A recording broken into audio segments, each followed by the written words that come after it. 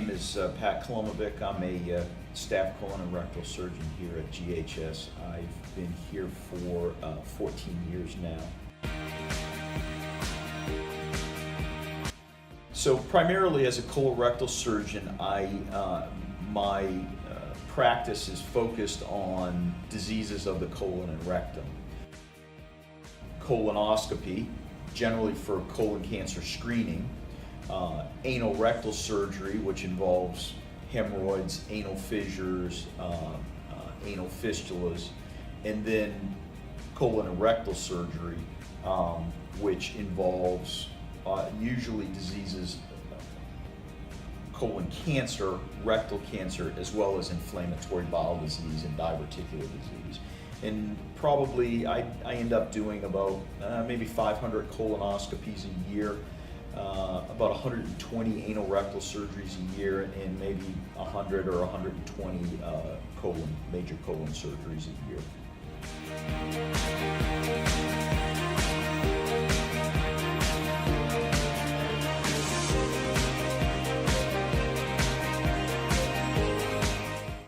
The first thing I need to do is figure out what's the cause of the pain. Is it from infection and abscess? Is it diverticulitis? Is it colon cancer? So what's the problem? The difference, I think, from a physician standpoint compared to folks like yourself, engineers, when patients come to me, my focus and the way I think, and I think most physicians think, is how can I help the patient? How can I'm looking at the patient, and I think engineers generally think differently. And what I've noticed with the DeFINE students, both this year and in the last couple of years, is they look at the processes and how can we make the machines, the instruments that we use, work better to help that patient.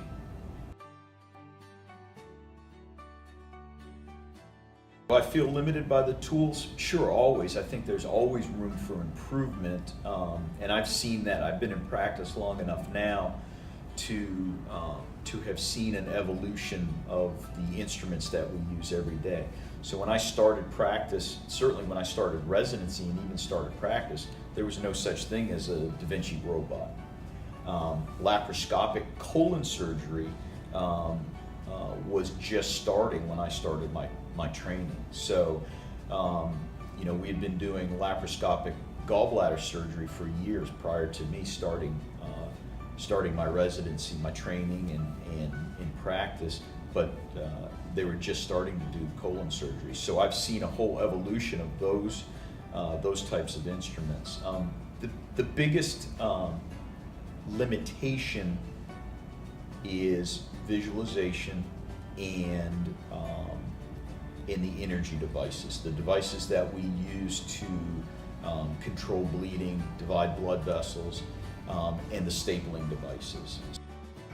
The riskiest surgery I do, or most difficult procedure that I do, is probably a total proctocolectomy, removing the entire colon and rectum, and generally that's done for ulcerative colitis, inflammatory bowel disease. Sometimes it can be done for patients that have thousands of polyps. They have a disease process called polyposis, where they have thousands of polyps just carpeting their entire colon and rectum.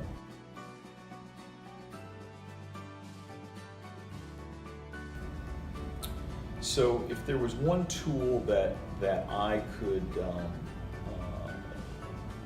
wish to have to help me with my procedures, it would be a better way to, it would be a stapling device, and it would be a way to perform an anastomosis in the abdomen robotically or laparoscopically easily. We can do that. That's called an intercorporeal anastomosis, where we actually join the two pieces of bowel together without making an incision, and you do it extracorporeally. And that can be done, but it's difficult to do with with the stapling devices we have now. It's gotten better over the years, but that's the one thing that hinders me.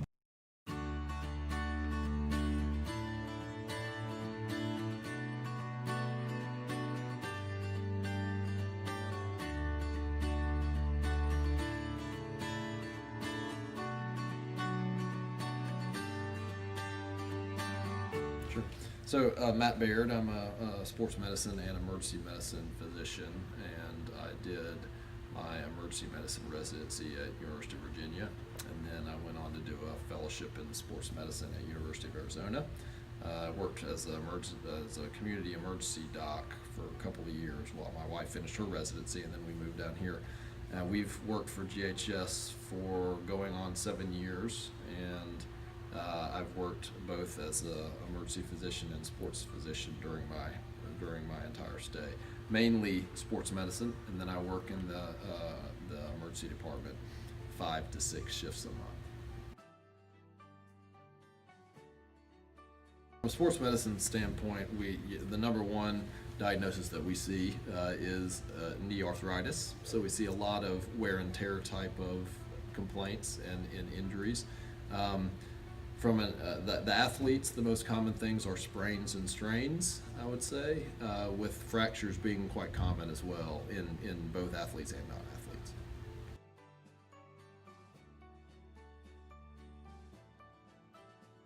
We do feel limited, I think, as a group of sports medicine docs, especially us non-operative specialists, feel a bit limited. What comes to mind most is in the realm of chronic conditions such as osteoarthritis, and those that we would really like to avoid surgery for, but often don't have additional tools. For example, somebody comes in with impingement syndrome of their shoulder, for example, and they're a painter or an overhead worker, even an overhead athlete, and we're treating them for this. So we treat them often with injections and physical therapy. And if that's not working, then we're starting to go down already the surgical route, so MRI and potentially surgery, those kind of things. That middle ground is always tough. If we get an MRI, for example, and it doesn't show a significant rotator cuff tear, what can we do for those patients that we haven't already done? We usually will end up doing perhaps another injection, more physical therapy, allowing more time, sometimes medications such as anti-inflammatory medicines. But in that case, it would be, I always feel somewhat limited that I don't have either a different type of injection to offer them, or potentially a different type of therapy. To give you an example, in Europe, they use a lot of other kind of alternative modalities, such as extracorporeal shock wave therapy. So basically shock wave therapy through this device that provides the low intensity shock wave. And they have pretty good results from that. We don't, for one reason or another, use it much in the States. I think it would be nice to have modalities like that, like dry needling, which we do do a decent amount of in the States. Modalities like that would be and other options for patients that we're trying to avoid surgery for, but are not responding to our initial treatment.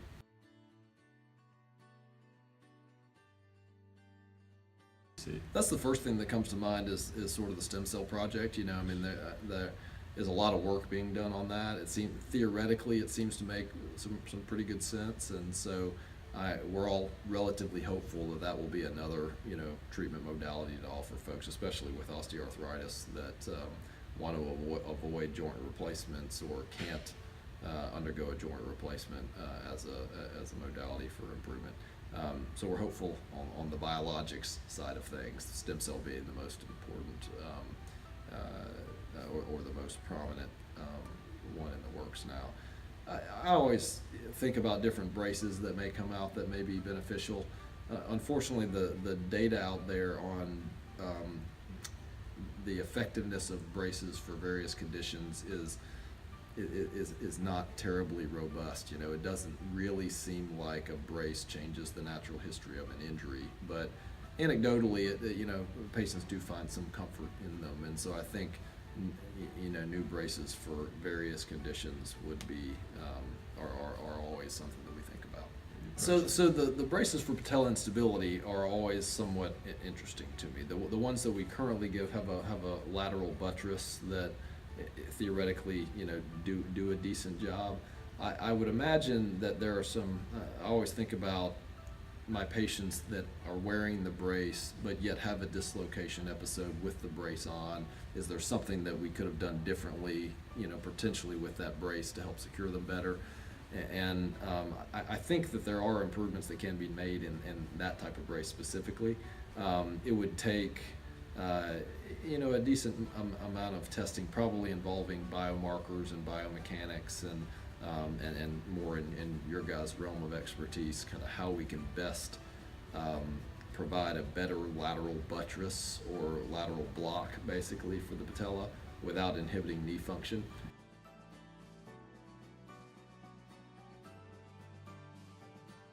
Yeah, so you're asking about a couple of potential complications from steroid injections in the soft tissue predominantly. The two main ones that we worry about are weakening of tendons that we may inject around. For example, injecting tennis elbow or lateral epicondylitis, we're injecting right around the common extensor tendon. Every time we do a steroid injection around that area, it weakens the tendon and makes it more likely to rupture, so pull off of the bone. The other complication that we worry about with soft tissue injections is fat atrophy, especially to the elbow, but also the heel. So for plantar fasciitis, that's why I really try to avoid those types of injections if we can, the heel injections.